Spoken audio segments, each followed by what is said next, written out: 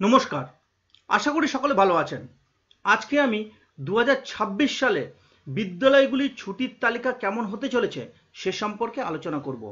আজকে আমি আলোচনা করব কোন কোন ছুটিগুলি তালিকা থেকে বাদ যেতে পারে, কোন কোন ছুটিগুলি তালিকায় যুক্ত হতে পারে, গরমের ছুটি কেমন হবে বা কতদিন থাকতে পারে, এছাড়া পুজোর ছুটি কতদিন থাকতে পারে এবং সরকারি নির্দেশ অনুসারে কোন ছুটিগুলি আপনারা অতিরিক্ত পেতে পারেন সে সম্পর্কে আলোচনা করব। কারণ বছরে 65-র বেশি ছুটি কিন্তু তালিকায় থাকে না।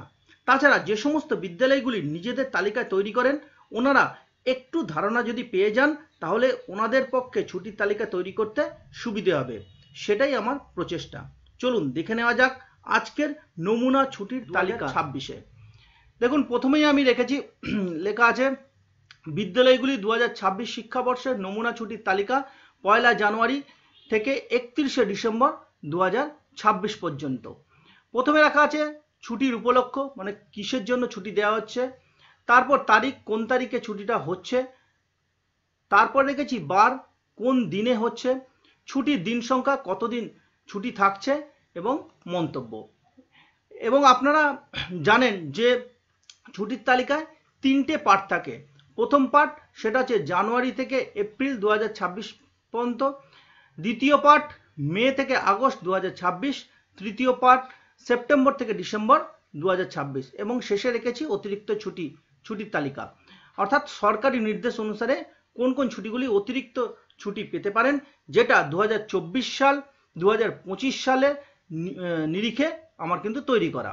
এবার দেখে নেওয়া যাক যে ছুটির তালিকাটি কেমন হতে চলেছে। প্রথমে থাকছে ইংরাজি নববর্ষ, একদিন ছুটি থাকছে। স্বামী বিবেকানন্দের জন্মদিন, একদিন ছুটি থাকছে। নেতাজি সুভাষ জয়ন্তী বা নেতাজি সুভাষচন্দ্র বসুর জন্মদিন, এটা 23 জানুয়ারি, আপনারা সকলেই জানেন যে এই দিন ছুটি থাকছে, কিন্তু স্কুলে গিয়ে পালন করতে হয়। এবং এই দিনই কিন্তু সরস্বতী পুজো পড়েছে 2026 শিক্ষাবর্ষে, অর্থাৎ 23 জানুয়ারি নেতাজি সুভাষচন্দ্র বসুর জন্মদিনের দিন কিন্তু সরস্বতী পুজো পড়েছে। 2025 সালে একটি অতিরিক্ত ছুটি দেওয়া হয়েছিল সরস্বতী পুজোর জন্য, কিন্তু 2026 সালে সেটা নাও থাকতে পারে, যেটা 2024 সালে ছিল যে অতিরিক্ত ছুটি, মানে দুদিন কিন্তু সরস্বতী পুজোর ছুটি দেওয়া হয়নি। 2026 সালেও কিন্তু সেরকমই হতে চলেছে, এটা অনুমান করা যাচ্ছে। আচ্ছা, তারপর হচ্ছে গিয়ে সাধারণতন্ত্র দিবস অর্থাৎ প্রজাতন্ত্র দিবস, যেটা আমরা বলে থাকি। আরেকটা কথা এখানে একটু বলে রাখা ভালো, যে দেখুন হাইলাইট, হলুদ লাইনে হাইলাইট করা আছে, দেখুন 4 নম্বরে, যেটা সরস্বতী পুজোর পরের দিন, হলুদ আন্ডারলাইন করা আছে, তার মানে এই ছুটিটি বাদ যাওয়ার সম্ভাবনা আছে। তারপর থাকছে সাধারণতন্ত্র দিবস, যেটা 26 জানুয়ারি থাকে। তারপর শবে বরাত, তারপর থাকছে ঠাকুর পঞ্চানন বর্মার জন্মদিন, এটা একদিন থাকছে। শিবরাত্রি রবিবার পড়েছে, তার জন্য ছুটি থাকছে না। দোল ও হোলি, এর জন্য কিন্তু একদিন ছুটি থাকছে। তারপর দোলযাত্রা পরের দিন, এটাও কিন্তু একদিন ছুটি থাকছে।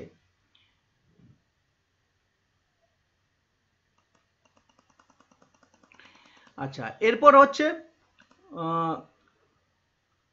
শ্রী হরিচাঁদ ঠাকুরের জন্মদিন, এটা একদিন থাকছে। ঈদুল ফিতর একদিন থাকছে, ঈদুল ফিতরের পরের দিন, এর জন্য কিন্তু একদিন থাকছে। এখানে কিন্তু দুদিন ছুটি থাকে, সেটা 2024 সালে ছিল, 2023 সালে ছিল এবং 2025 সালেও ছিল।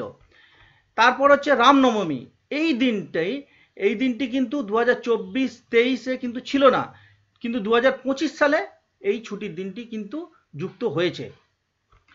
তো এটাও কিন্তু ছুটির লিস্ট থেকে বাদ যেতে পারে।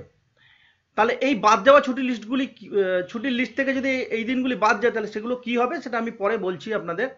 এরপর মহাবীর জয়ন্তী একদিন থাকছে, গুড ফ্রাইডে একদিন থাকছে, ডক্টর বি.আর. আম্বেদকরের জন্মদিন একদিন থাকছে এবং বাংলার নববর্ষ, এটা একদিন থাকছে।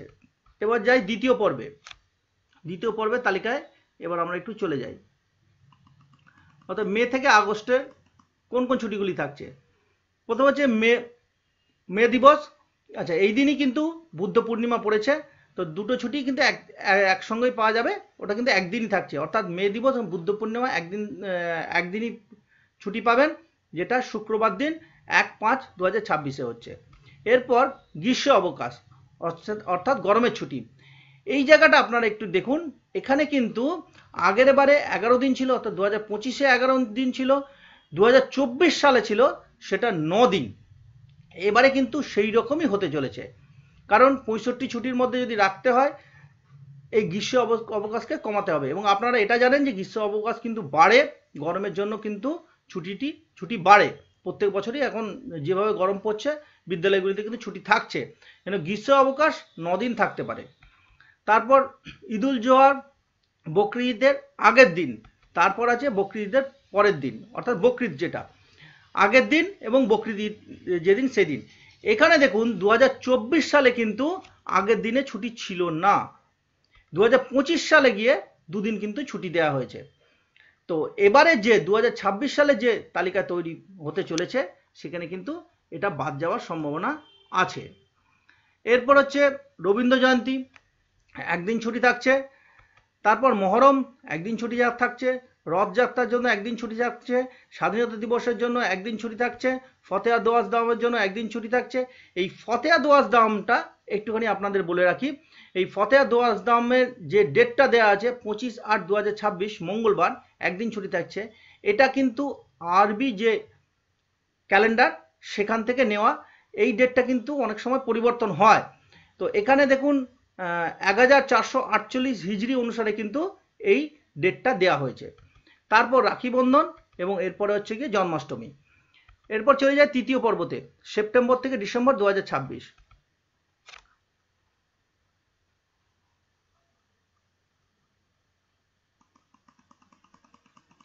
আচ্ছা, প্রথমে থাকছে গান্ধী বার্থডে, তারপর মহালয়া, তারপর পুজো অবকাশ, অর্থাৎ পুজোর ছুটি। এই পুজোর ছুটি এবারে কিন্তু 26 দিন হতে চলেছে, রবিবার বাদে 26 দিন হতে চলেছে। সেটা চতুর্থী থেকে ভাতৃদ্বিতীয়ার পরের দিন। এটা কিন্তু 2024 সালেও এরকম ছুটি ছিল, 2025 সালেও কিন্তু এইরকমই ছুটি ছিল। তো যাই হোক, সেই জন্য পুজোর ছুটি 26 দিন হওয়ার সম্ভাবনা আছে। যদি লক্ষ্মী পুজোর পর বিদ্যালয় না খুলে দেওয়া হয়, তাহলে কিন্তু 26 দিন ছুটি থাকছে রবিবার বাদে। তারপর ছট পুজো, এবং এই ছট পুজোর দিনই কিন্তু বিরসা মুন্ডার জন্মদিন পড়েছে, অর্থাৎ একই দিনে পড়েছে, তবে এটা রবিবার, তার জন্য কোনো ছুটি থাকছে না।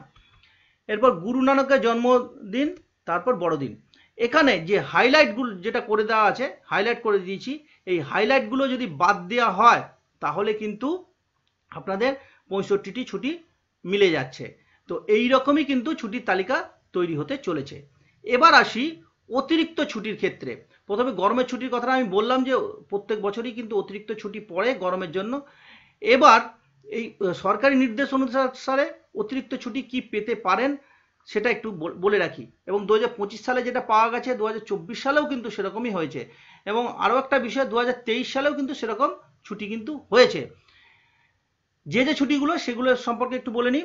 প্রথমে আছে হচ্ছে সরস্বতী পুজো পরের দিন। আমি আগেই বললাম যে 2025-এ কিন্তু সরস্বতী পুজোর পরের দিন ছুটি ছিল, কিন্তু 2025 সালে ছিল, কিন্তু 2026 সালে পরের দিন কিন্তু সরকারি নির্দেশে থাকতে পারে।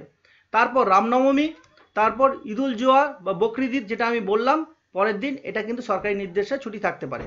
তারপর সর্বপল্লী রাধাকৃষ্ণের জন্মদিন 5ই সেপ্টেম্বর, তারপর বিশ্বকর্মা পুজো, তারপর করম পুজো, তারপর পণ্ডিত ঈশ্বরচন্দ্র বিদ্যাসাগরের জন্মদিন, তারপর ছট পুজোর পরের দিন। এই ছট পুজোর পরের দিন কিন্তু এবছরই ছিল, অর্থাৎ 2025-এ ছিল ছট পুজোর পরের দিন ছুটিটা। তো যাই হোক, এরকমই কিন্তু ছুটির তালিকা তৈরি হতে চলেছে। এছাড়া আরও অতিরিক্ত ছুটি সরকারি নির্দেশে হতে পারে, সেগুলো সময় এলে জানা যাবে।